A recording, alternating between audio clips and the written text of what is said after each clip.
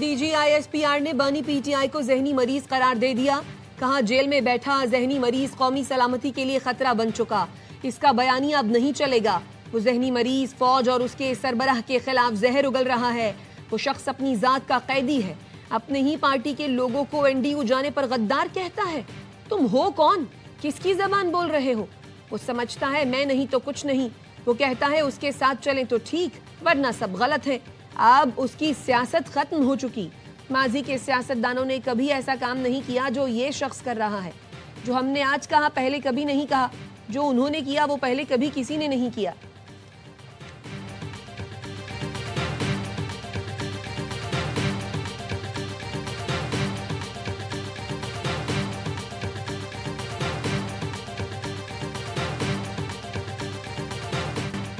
इसका बाप भी फौज में दरार नहीं डाल सकता। जब तक पाकिस्तान है तब तक फौज है। हम कहीं नहीं जा रहे, हम खड़े हैं। ये कहते हैं फौज नहीं, फर्द वाहिद के खिलाफ है। हम एक इदारा हैं। फौज पर हमला करने वालों को मुंह तोड़ जवाब मिलेगा। DGISPR ने कहा आर्टिकल 19 इजहार की आज़ादी देता है, फौज या कौमी सलामती के खिलाफ बोलने की नहीं। PTI का जहनी मरीज जो फौज मुखालिफ बयानिया बनाता है, भारतीय मीडिया उसको भरपूर तरीके से चलाता है। PTI की घंटों कवरेज इसीलिए होती है क्योंकि वो फौज और आर्मी चीफ के खिलाफ बयानात देते हैं। 2 दिन पहले जहनी मरीज ने ट्वीट किया, इसका सबसे बड़ा सहूलतकार भारतीय मीडिया है। उसके बाद वो बयानिया अफगानिस्तान का मीडिया चलाता है। अपनी औलादों को इस फौज में भेजो, उन्हें तो बाहर रखा हुआ है। अपनी औलाद को खवारिज और भारतीय फौज के आगे भेजो। अब मनफी प्रोपेगेंडे के खात्मे का वक्त आ गया।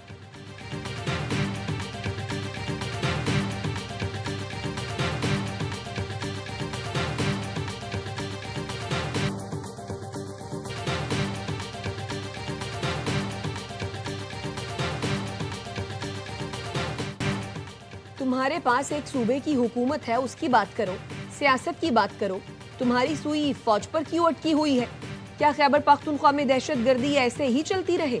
DGISPR कहते हैं दहशतगर्दों को स्पेस देने की वजह क्या है? टेरर पॉलिटिकल गठ जोड़ भी है। जो इसके खिलाफ जाता है उस पर हमला करा दिया जाता है। इनका बयानिया है कि इंटेलिजेंस बेस्ड ऑपरेशन ना करें, दहशतगर्दों से बात करें। क्या पाकिस्तान की सिक्योरिटी अफगानिस्तान और भारत से आएगी? भारत ने जब हमला किया उस वक्त ये जहनी मरीज होता तो कशकोल लेकर बातचीत करने चल पड़ता। वजीर आला KP से मुतालिक सवाल के जवाब में कहा भौंकने वालों को भौंकने दें, इनकी परवाह न करें। अवाम बहुत बाशऊर है। गवर्नर राज लगाना ना लगाना हुकूमत का फैसला है, वही करेगी। गवर्नेंस के गैप को हम अपने शहीदों के खून से पूरा कर रहे हैं।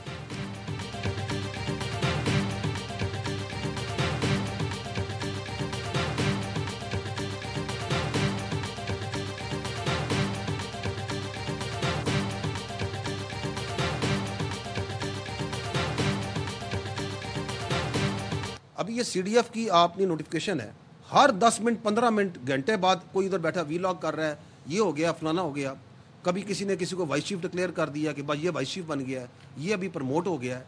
तो यार तुम्हें क्या ऑब्सेशन है फौज के साथ? तो यार प्लीज ग्रो अप, कोई असल इश्यूज पे बात करें। फौज की एक खबर को लेके ये अफसर उधर चला गया, ये इधर आ गया, वो इधर प्रमोट हो गया, इसने इधर प्रमोट कर दिया। CDF की नोटिफिकेशन पर हर कोई 10 से 15 मिनट बाद ट्वीट करता रहा। अपनी मर्जी से CDF का जाली नोटिफिकेशन बनाकर चला दिया। बड़े हो जाओ, असल मसाइल पर बात करो। DGISPR का कहना है एक अफसर की तस्वीर लेकर प्रोपेगेंडा करते हैं। रिटायरमेंट एक्सटेंशन का बयानिया शुरू कर दिया। सोशल मीडिया पर बयान दाग दिया, सीनियर रिटायर्ड फौजी अफसर के घर पर हमला हो गया। फलां ये सोच रहा है, वो सोच रहा है। तुम बाहर बैठे हो, तुम्हें क्या पता? क्या ये आज़ादी इजहार राय है? ये कौन सी सियासत है? चीफ ऑफ डिफेंस फोर्सेस की तैनाती पर सबको मुबारकबाद पेश करता हूं। CDF हेडक्वार्टर्स जंगी मामलात पर मुकम्मल आगाही फराहम करेगा।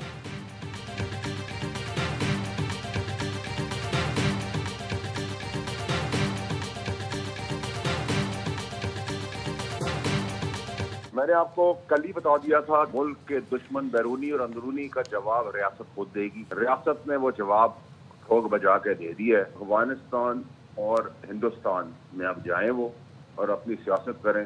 चंडा, लित्तर और छितर पाकिस्तान के दुश्मन, पाकिस्तान की अफवाज के दुश्मन, पाकिस्तान के सिपहसालार के दुश्मनों के लिए खोल दिए।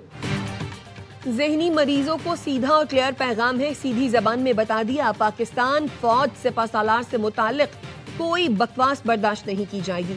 فیصل واڈا نے کہا، کل کہہ دیا تھا کہ ریاست اب خود جواب دے گی، بیرون اور اندرون ملک دشمنوں کو جواب ٹھوک بجا کر دے گی۔ ریاست نے دشمن، دہشت گرد اور ملک کو عدم استحکام پہنچانے والوں کو غدار ڈکلیئر کیا ہے۔ ریاست کے جواب سے پتہ چل گیا کہ جوتے کا سول تو بہت چھوٹی چیز ہے۔ پاکستان کے دشمنوں کو سڑک پر پٹا ڈالنے کا وقت شروع ہوا چاہتا ہے۔ اختیار ولی خان نے کہا، پی ٹی آئی کو اب بانی یا پاکستان میں سے کسی ایک کو چننا ہوگا۔ گورنر آج کو سیاسی جماعتیں اچھا نہیں سمجھتی، لیکن اب حالات مختلف ہیں۔ پی ٹی آئی سے متعلق فیصلہ بہت پہلے ہو جانا چاہیے تھا، لیکن تاخیر کی گئی۔ پی ٹی آئی خود چاہتی ہے گورنر راج لگے۔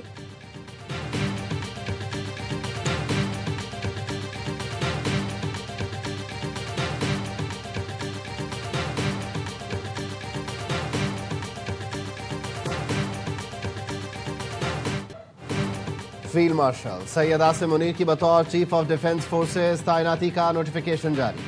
فیلڈ مارشل کی بطور سی ڈی ایف تعیناتی 5 سال کے لیے کی گئی۔ وزارت دفاع نے صدر آصف علی زرداری کی منظوری کے بعد نوٹیفیکیشن جاری کیا۔ فیلڈ مارشل سید عاصم منیر پاکستان کے پہلے چیف آف ڈیفنس فورسز مقرر۔ نوٹیفیکیشن آئین کی شیخ 243 اور آرمی ایکٹ کی شیخ 8A کے تحت جاری کیا گیا۔ فیلڈ مارشل عاصم منیر نے صحافیوں سے غیر رسمی بات چیت میں کہا، چیزیں بہتری کی طرف جا رہی ہیں، پاکستان یہاں سے اب اونچی اڑان کی طرف جائے گا۔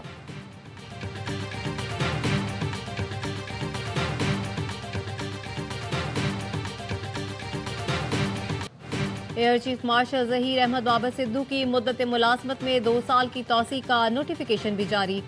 وزارت دفاع نے صدر مملکت کی منظوری کے بعد نوٹیفیکیشن جاری کیا۔ Air chief marshal Zaheer Ahmed Babar کی بطور سربراہ پاک فضائیہ مدت میں توسیع کا اطلاق 19 مارچ 2026 سے ہوگا۔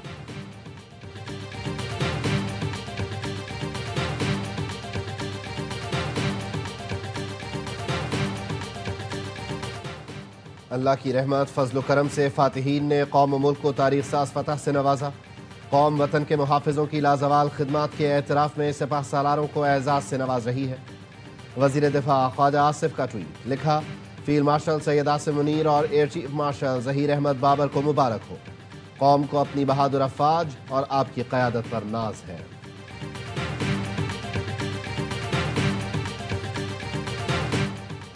صدر آصف علی زرداری اور وزیر اعظم شہباز شریف آرمی چیف اور سی ڈی ایف سید عاصم منیر اور پاک فضائیہ کے سربراہ کے لیے نئے خواہشات کا اظہار۔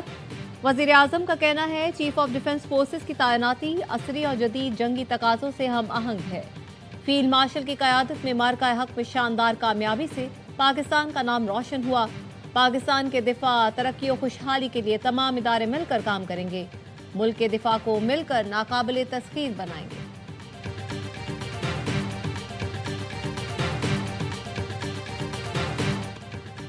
چائے کی پیالی میں طوفان برپا کیا گیا۔ نوٹیفیکیشن کے معاملے پر جھوٹا بیانیہ بنایا گیا۔ بڑے بڑے سینئر صحافیوں کو قوم سے معافی مانگنی چاہیے۔ وزیر اطلاعات عطا تارڑ کہتے ہیں، تمام فورسز کی یونیفائڈ کمانڈ دشمن کے لیے واضح پیغام ہے۔ اب دشمن ہماری طرف آنکھ اٹھا کر نہیں دیکھ سکتا۔ اڈیالہ جیل کے باہر امن و امان خراب کرنے نہیں دیں گے۔ جیل روز کی خلاف ورزی پر ملاقات کی اجازت نہیں دی جائے گی۔ دانیال چودھری کا کہنا ہے، ملک کو غیر مستحکم کرنے کی کوششیں ناقابل قبول ہیں۔ انتشار پھیلانے والوں کے لیے سیاسی عمل میں کوئی جگہ نہیں۔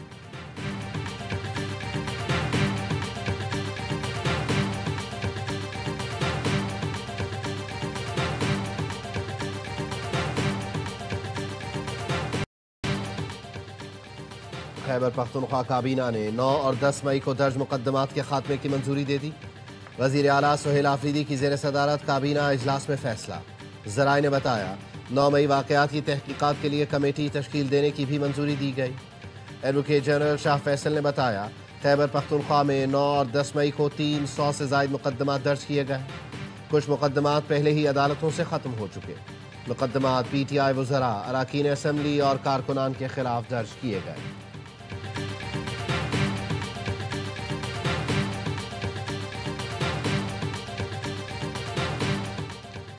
آڈیو لیک کیس میں علی امین گنڈا پور کے ناقابل ضمانت وارنٹ گرفتاری جاری۔ اسلام آباد کی عدالت نے سابق وزیر اعلیٰ کے پی کو گرفتار کر کے پیش کرنے کا حکم دے دیا۔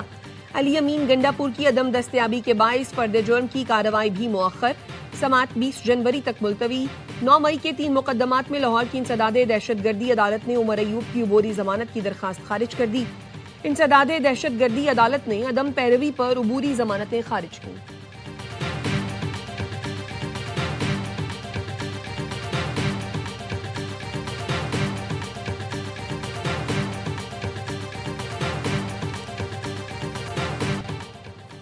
अक़वाम मुत्तहिदा के सेक्रेटरी जनरल ने गजा में फ़ौजी कार्रवाइयों को गलत करार दे दिया। एंटोनियो गुतरेश ने कहा, हमास के खात्मे के लिए शुरू किए गए ऑपरेशन में गजा को तबाह कर दिया गया। गजा में शहरियों को मारा गया। फ़ौजी कार्रवाई में आम शहरियों की हलाकतों और तबाही को मुकम्मल तौर पर नज़रअंदाज किया गया। शवाहिद मौजूद हैं कि इसराइली फ़ौज ने गजा में जंगी जराइम का इर्तिकाब किया है।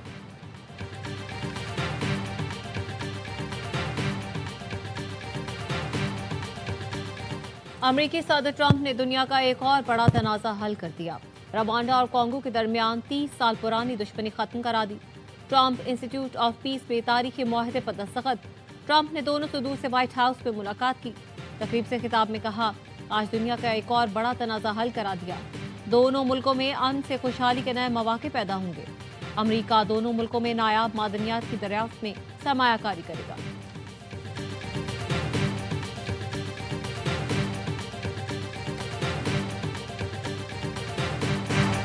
और अगले साल फुटबॉल वर्ल्ड कप में कौन सी टीम किस ग्रुप में होगी, फैसला आज वाशिंगटन में रंगारंग तकरीब में होगा। अमेरिका, मैक्सिको और कनाडा में मुनक्किद होने वाला वर्ल्ड कप टीमों के हिसाब से सबसे बड़ा होगा। पहली बार 48 टीमें शिरकत करेंगी। अमेरिकी सदर डोनाल्ड ट्रंप तकरीब के मेहमान खुसूसी होंगे।